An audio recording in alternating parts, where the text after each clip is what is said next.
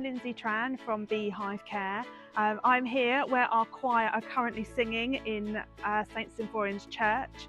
We're really fortunate to get 3 years funding from the Power of Music Fund to enhance our choir and open up more to the general public, people affected by dementia, living in care homes or in the community in their own homes. We're already a year into our funding, and so far our choir have met every month. They've sung at an award ceremony for part of Dementia Action Week, as well as bringing together 200 people for their Christmas Carol concert alongside the Alzheimer's Society. It's open to anybody, and most people will either make their own way. Some people might access community transport from Dial-A-Ride. Some of our local care homes that bring people also access community transport to get here, otherwise they wouldn't be able to.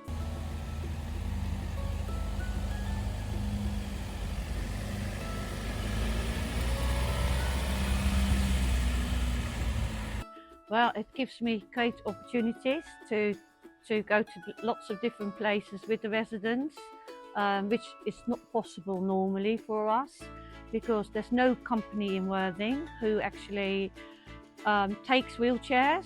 So without you guys, we won't be able to go anywhere. It makes our lives so much easier because we can plan outings that are further afield that we can't walk to. So it's a vital link for us to enable us to arrange the outings that we do.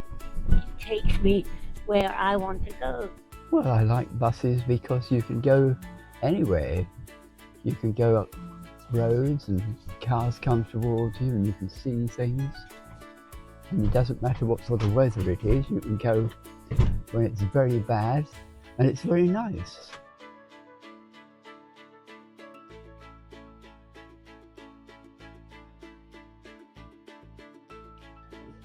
We wouldn't get out if it wasn't for community transport, because I cannot get Ian into our car on my own safely. I used to do, but it would be unsafe, so I needed transport.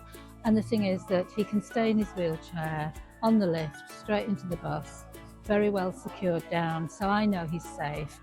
Well, it would restrict the places that we could go to. We wouldn't be able to go to half the places that we do without Dial-A-Ride. It would be a very, very small group. It would be very quiet, which would be a shame. With the funding we've got, we want it to be accessible for people. That's the goal. Without the community transport, it would be less accessible. People wouldn't have that safe way of getting here. Or, costly. It can be expensive for people to get a taxi, or some people just wouldn't be able to get into a taxi if somebody's using mobility aids, wheelchairs, and it just gives that extra support for people to know they've got a driver that's become either a dementia friend through us, or have access to other training around safe wheelchair use.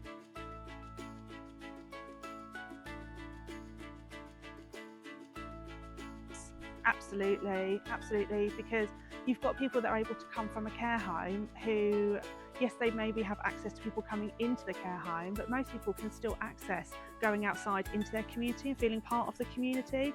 It can be isolating for someone who's had to go into a care home, who may have missed their friends that they were already meeting here before. So it has stopped that isolation, those barriers, just by the bus being able to get them on safely through using a tail lift, which they wouldn't be able to do otherwise.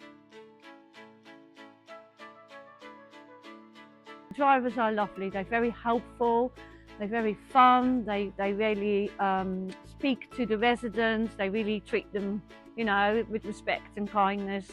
They're really friendly. They always go out their way to know Ian's name. They always say, "Hello Ian, how are you?" And that's important, so that he feels it's somebody that knows him, because he's non-verbal, he doesn't see very well. So yeah, I like this morning, you go, "Come on, morning Ian, how are you? Come on, let's get you in the bus." Absolutely fantastic. They have a good laugh, nothing's too much trouble. They always help us, and we do have a bit of a giggle on the day as well.